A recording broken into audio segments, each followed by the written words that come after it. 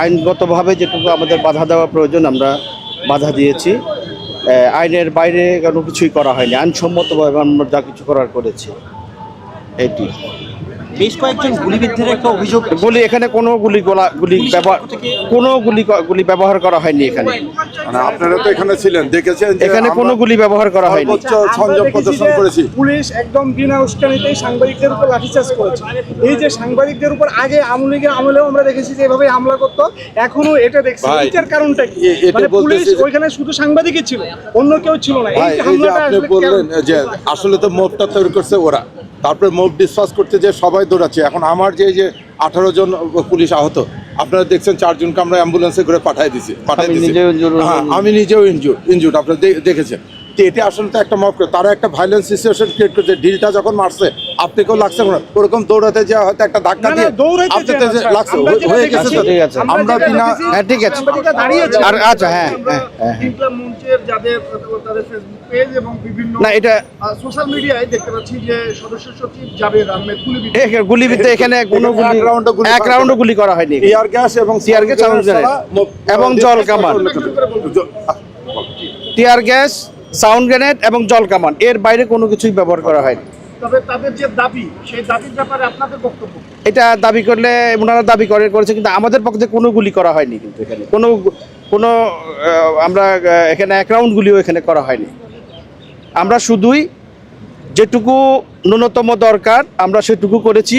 জলকামান ব্যবহার করেছি, sound grenade ব্যবহার করেছি এবং টিয়ার গ্যাস ব্যবহার করেছি। এর বাইরে কোনো কিছু ব্যবহার করা হয়নি এখানে। এই ধরনের পরিস্থিতি কেন সৃষ্টি হলো আপনাদের এন্ড থেকে, কিভাবে দেখেন? সেটা ওনারাই বলতে পারবেন, ওনারা কেন করেছেন। আমরা তো আপনারা দেখেছেন যে আমরা সর্বোচ্চ সংযম প্রদর্শন করেছি। মুখোমুখি হতেও হলো, এরকম পরিস্থিতি কেন তৈরি হলো? না, ওনারা এরকম ভায়োলেন্ট হয়ে গেল হঠাৎ করে। আমাদের তো একটা ব্যারিকেড আছে, আমাদের তো একটা আমরা তো ব্যবস্থা পাশে ছিলাম।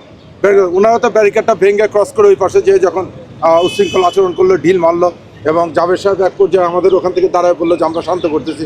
উনি দাঁড়ায় করলো, কিন্তু কেউ ওনার কথা শুনলো না শুনে ওনারা ডিট পাটকেল নিক্ষেপ করলো।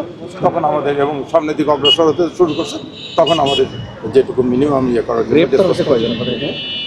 আপনাদের নাম পরিচয় একটু দয়া করে যদি বলতে। গ্রেপ্তারের বিষয়টা বলেন। উনি অ্যাডিশনাল কমিশনার। আমি হাসান মোহাম্মদ শওকত আলী, অতিরিক্ত পুলিশ কমিশনার লজিস্টিক্স। আমি additional commissioner DB Mohammad Shafiqul Islam. কয়েকজনকে আপনারা গ্রেপ্তার করেছেন? গ্রেপ্তার পরিসংখ্যানটা এখনো ইয়ে হয়নি, এটা থানায়। পরবর্তী পরিস্থিতি কি থাকবে আইন শৃঙ্খলা রক্ষার্থে এখানকার?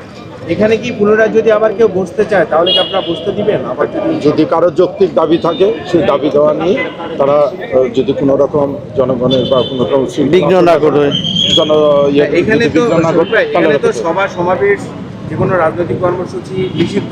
ডিএমপি থেকে ডিক্লেয়ার দেওয়া হয়েছিল যমুনার আশেপাশে, কিন্তু আমরা দেখতে পাচ্ছি যে গতকালকের থেকে তারা এখানে অবস্থান কর্মসূচি পালন করছে, আপনারাও ছিলেন। কিন্তু পরবর্তীতে যদি আবার কেউ করতে চায় তাহলে কি সেক্ষেত্রে আপনাদের অবস্থান কি থাকবে? না, এরকম উচ্ছৃঙ্খল আচরণ করলে সেটাকে আমরা আইন শৃঙ্খলার আমরা আইন শৃঙ্খলা বাহিনীর হিসেবে আমরা তাদেরকে